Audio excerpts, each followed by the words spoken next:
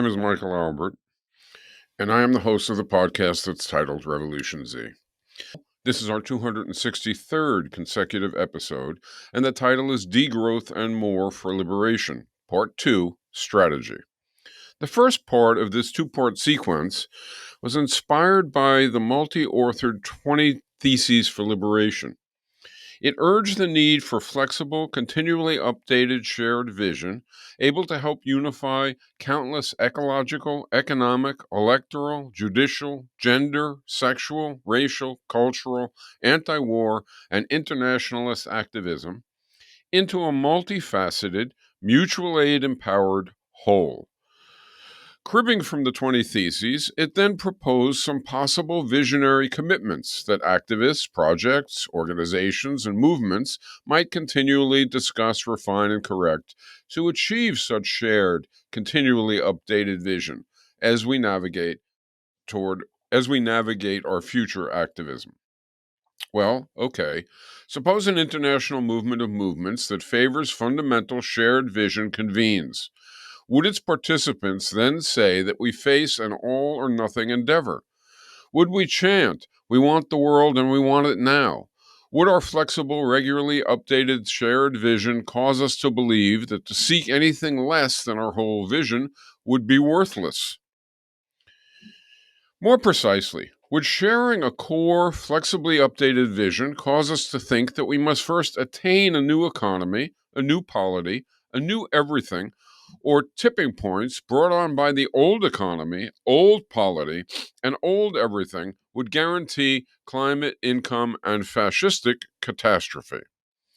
Would a shared vision cause us to say that unless we attain fundamental change all at once, we will drown or burn to oblivion? Would we say that to demand anything less than everything is to sell out? Well, no. Hopefully, advocates of shared vision would not say any of that.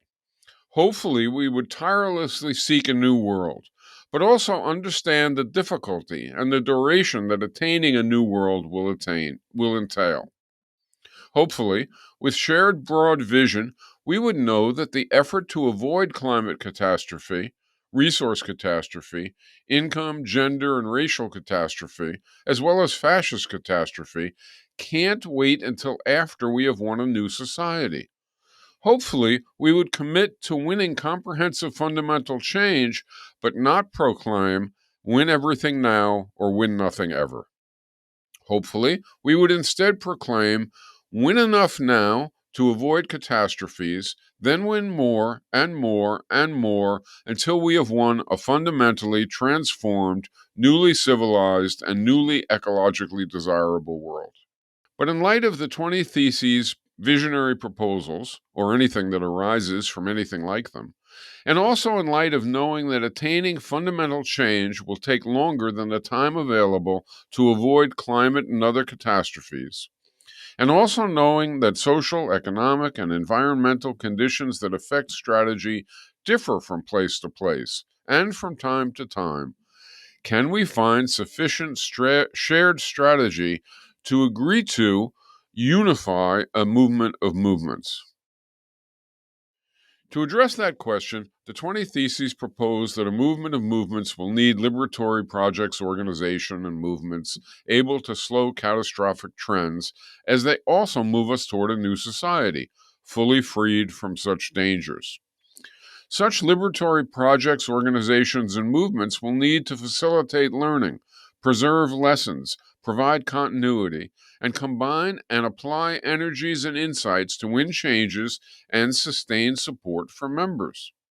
But are the 20 Theses proposed inclinations sufficiently common to degrowth, solidarity economy, labor, feminist, anti-racist, and anti-war practices, among others, to be refined, improved, and explicitly shared by wide swaths of the left?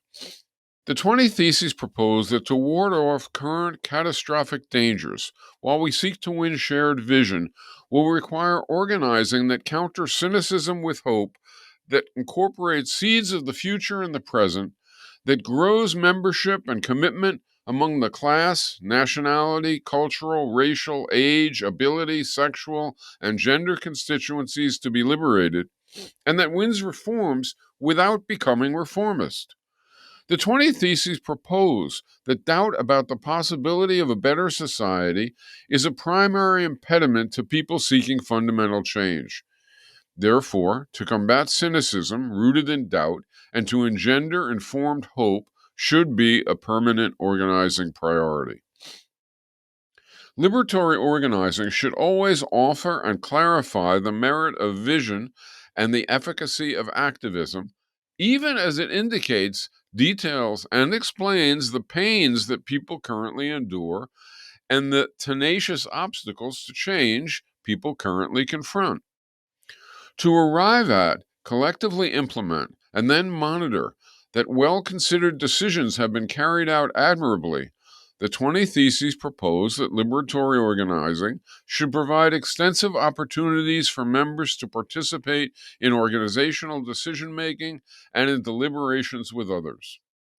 The theses propose that liberatory organizing should facilitate everyone's participation, including, when possible, offering childcare at meetings and events, finding ways to reach out to those who might be immersed in kinship duties, or striving to meet diverse accessibility needs, and aiding those immersed in busy work schedules. Likewise, a liberatory organization should provide transparency regarding all actions by its elected or delegated leaders, including placing a high burden of proof on keeping secret any agenda, whether to avoid repression or for any other reason. Liberatory organizing should provide a mechanism to recall leaders or representatives who members believe are not adequately representing them, as well as to provide means to fairly, peacefully, and constructively resolve internal disputes. To be liberatory, the 20 Theses also propose a movement structure and policies should approximate, as well as circumstances and priorities allow, the self management norm that each member has decision making influence proportional to the degree they are affected. Liberatory movements should be structured so that a minority who are initially disproportionately equipped with needed skills, information, and confidence can't form a decision making hierarchy that leaves less prepared members to perpetually follow orders or perform only rote tasks. To that end, the 20 Theses propose liberatory movements should apportion empowering and disempowering tasks to ensure that no individual or sectors of members have a relative monopoly on information or access, and no subset of members has disproportionate say, whether due to race, gender, class, or other attributes. For example, a liberatory organization should monitor and work to correct instances of sexism, racism, classism, ableism, transphobia, and homophobia, not only in society, but in itself, including having diverse roles suitable to people with different backgrounds, personal priorities, and personal situations. A liberatory organization should guarantee and celebrate members' rights to organize currents or caucuses with full rights of democratic debate, and should allow dissenting views to exist and be tested alongside preferred views. Likewise, a liberatory organization should ensure that national, regional, city, and local chapters, as well as different sectors, can respond to their own circumstances and implement their own programs as they choose, so long as their choices do not block other groups equally addressing their own situations or deny the shared goals and principles of the whole organization. Liberatory organizing should utilize relevant, flexible shared strategy, guided by continually updated shared vision to consistently progress toward lasting fundamental change. So, is it plausible that the 20 Theses proposals are sufficiently common to Degrowth and to other potential movement members to help inspire within and among them a wide conversation seeking shared strategy to augment shared vision, in turn able to plant the seeds of the future in the present, to enhance hope, to test and refine ideas, and to learn lessons able to inform strategy and vision, even as we currently combat oppressive race, class, gender, sexual, age, ability, and power injustices. Could a movement of movements, based on continually refined shared vision and strategy, constructively address the way its members mutually interrelate? Could it establish internal norms that support building exemplary workplace, campus, community, and still more encompassing institutions that represent and refine the values the movement of movements offers as liberating alternatives to the status quo that it combats? The 20 Theses strategic proposals are not original, nor are they even unusual. They are, however, rarely so explicitly and collectively enunciated, much less discussed across projects and countries to arrive at a shared set of strategic goals. The 20 Theses propose that liberatory organizing should constantly grow membership among the class, community, national, and gender constituencies that it aims to liberate. It should learn from and seek unity with audiences far wider than its own immediate membership. It should attract and affirmatively empower young people and reach out to and organize people currently critical and even hostile to its aims. It should participate in, support, and aid diverse social movements and struggles beyond its own immediate agendas. It should explicitly and respectfully address critical and even hostile constituencies in communities, on campuses, and at work. Once widely discussed, refined, and shared, is it even hard to conceive of collective, explicit unity about such matters? The 20 Theses propose that liberatory organizing should also seek, develop, debate, disseminate, and advocate truthful news, analysis, vision, and strategy among its members, and especially in the wider society. It should develop and sustain needed media institutions and means of face to face communication, as well as use diverse methods of agitation and struggle, from educational efforts to rallies, marches, demonstrations, boycotts, strikes, occupations, and diverse direct action campaigns, to win gains and to build ever wider support. And the 20 Theses propose that to sustain deeper unity, liberatory organizing should develop new forms of cross constituency and cross issue mutuality. New blocks of activist movements, campaigns, and organizations should at time take as their shared program not a least common denominator component that they all individually favor, but the totality of their individual priorities, even including their differences, so that each movement, campaign, and organization in such a block aids the rest, and all thereby become dramatically more powerful. The 20 Theses also propose that liberatory organizing should seek changes in society for citizens to enjoy immediately, while it also establishes by its words, methods, and the ideas it broaches and broadcasts a likelihood that all involved will pursue and win more change in the future. So, liberatory organizing should seek short term changes of its own conception by its own actions, but also seek short term changes that others conceive by supporting other movements and projects, internationally, by country, and also locally. It should collectively address climate change, arms control, war and peace, the level and composition of economic output, agricultural relations, education, healthcare, housing, income distribution, duration of work, work organization, gender roles, education, healthcare, racial relations, immigration, policing, media, law, and legislation. Liberatory organizing should seek to win gains by means that reduce oppression in the present and that prepare circumstances, methods, and allegiances to win more gains in the future. It should struggle to win reforms in non reformist ways. Following the wise choice of countless past and current activists, the current theses also propose that liberatory organizing should embrace a diversity of tactics suited to diverse contexts that best serve flexible, resilient strategies informed by shared vision. And they propose that liberatory organizing should connect efforts, resources, and lessons from country to country, region to region, community to community, workplace to workplace, campus to campus, community to community, and even home to home, as it also recognizes that strategies and tactics suitable to different venues and different times will differ.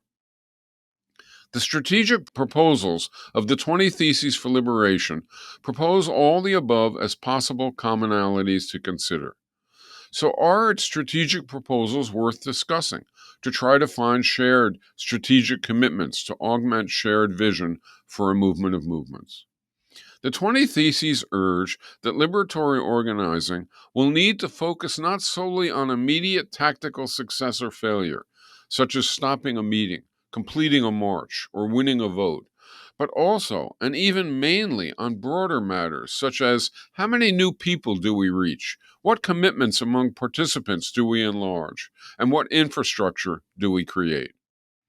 The 20 Theses urge that activists should combine respect for the urgency to address immediate injustices with the patience that major long-term change requires.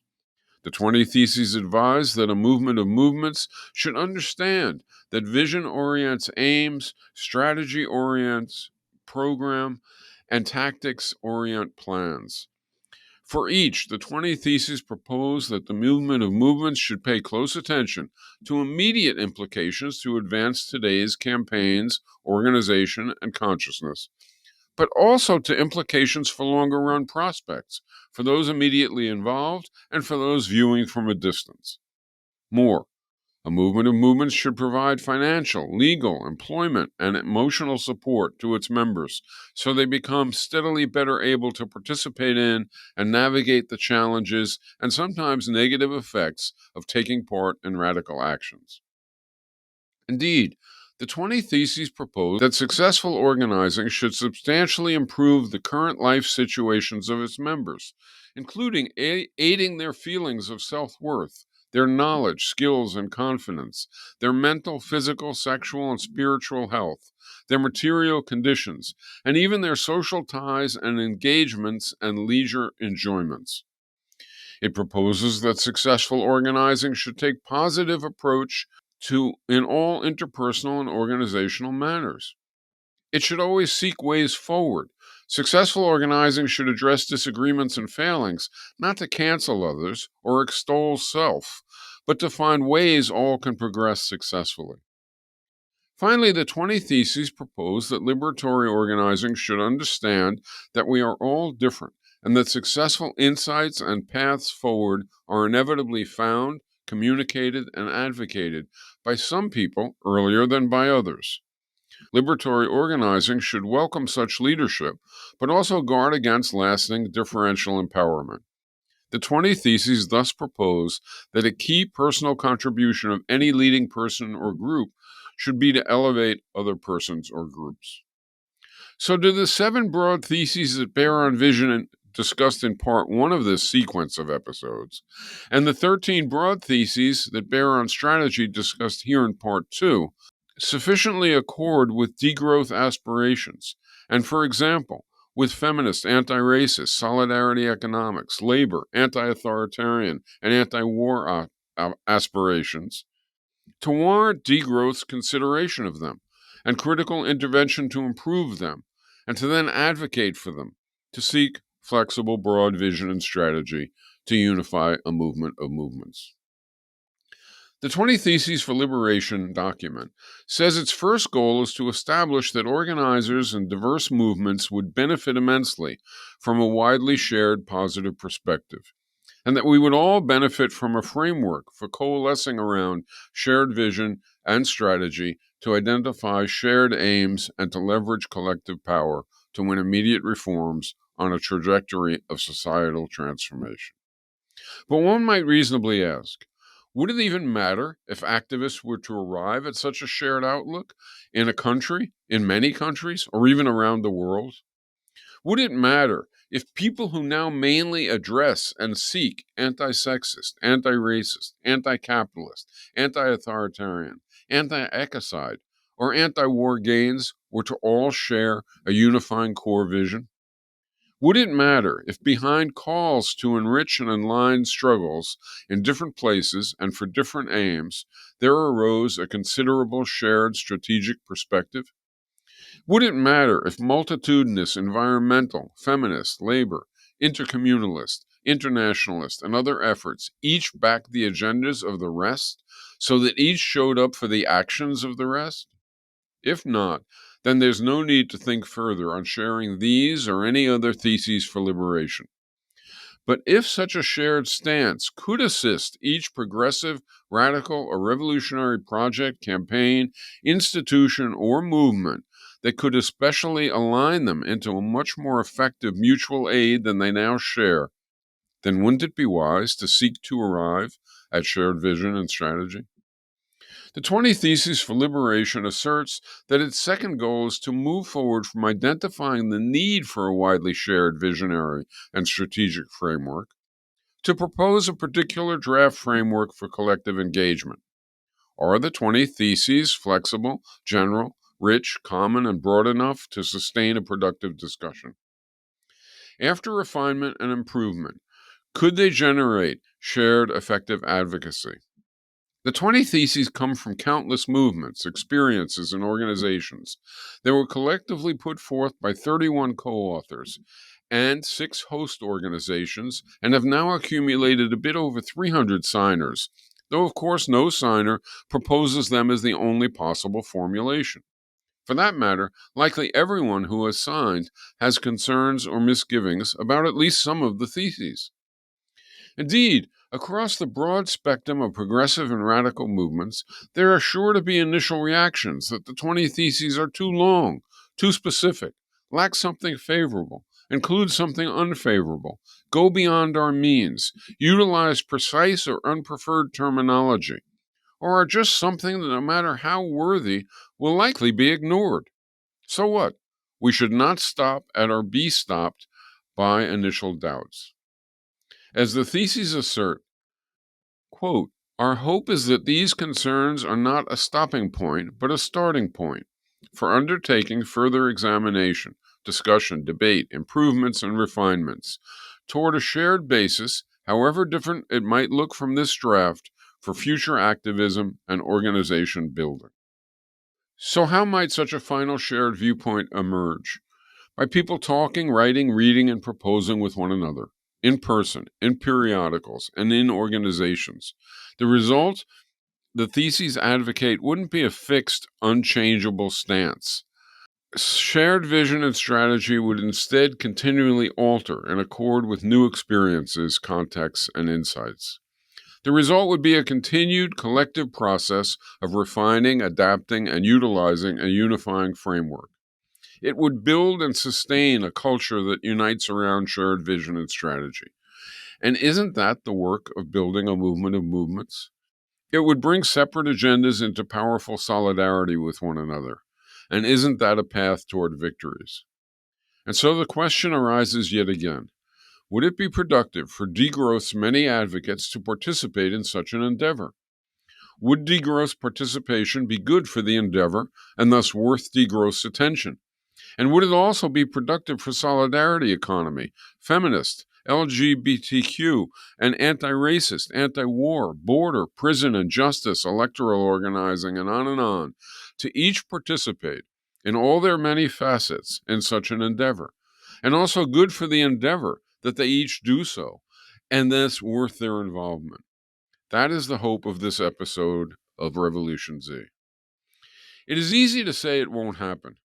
But shouldn't we all want degrowth advocates, and indeed all advocates of progressive, radical, and revolutionary change, including ourselves, to seek unity via seeking sufficient shared vision and strategy to sustain an international movement of entwined, mutually supportive, multi-focused movements?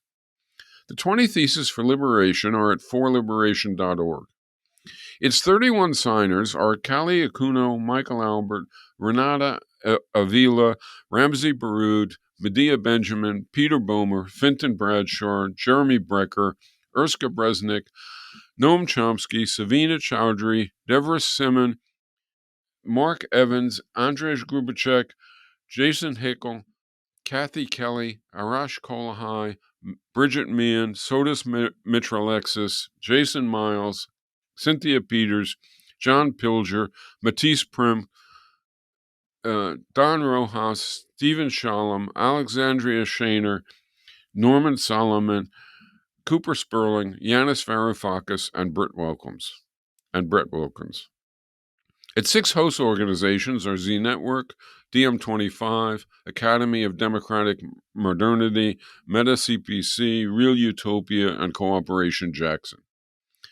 Even all that and the 300 plus current signers is not enough. Not nearly. But more is possible, isn't it? Regarding that question, let's get more general about the situation. Suppose you wake up tomorrow and see hundreds, in fact, even thousands, even tens of thousands of progressive, radical, and revolutionary projects, campaigns, organizations, and movements spread all over the planet about diverse agendas and topics. And you realize that this isn't just tomorrow, but it was there yesterday, last year, and for decades.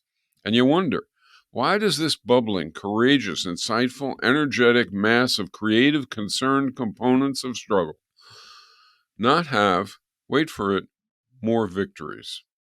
And so you think, okay, what blocks the potential of all this diversity and energy to move together, to become a really more impactful movement of movements? And you might think that one obstacle, not the only obstacle, but one important obstacle, is that across all these components, there is insufficient shared vision and insufficient shared strategy to have the totality of all this activity see itself as one large and very diverse whole. Not enough shared vision and strategy to sustain the trust and the caring that would be needed to generate the solidarity and especially the mutual aid of a real movement of movements. And so you might think, okay, how about let's propose some observations, ideas, hopes, let's call it theses, that could perhaps prod and inspire that wide array of activist efforts to engage with one another and together arrive at the needed level of shared vision and strategy to sustain a real movement of movements. Not to arrive at a blueprint, not to arrive at a one-size-fits-all specific and all-encompassing vision and strategy, but to arrive at just enough shared essentials to sustain sufficient needed solidarity, trust, and caring to have an extended, cross-issues, cross-countries conversation to constitute a movement of movements. So you have in mind arriving not at a straitjacket of fixed views, not at a timeless, static document, but at a living document of evolving views meant to inspire ongoing solidarity, but also to change in light of not just the insights of each separate component, but especially in light of new experiences and insights rising up from many components, the many projects, campaigns, organizations, and movements who all think of themselves as part of something larger that shares serious solidarity. So you work with some others, and you try to kick off that kind of document, and you send it around to a few folks, and then to some more. And if you do that, well, then you might establish the 20 Theses for Liberation Project, which is visible at forliberation.org. And at that point, you might wonder, will it slowly but surely catch on and engender sufficient support and innovation to become a desirable, living document able to inspire movements to aid coming together to become a real movement of movements?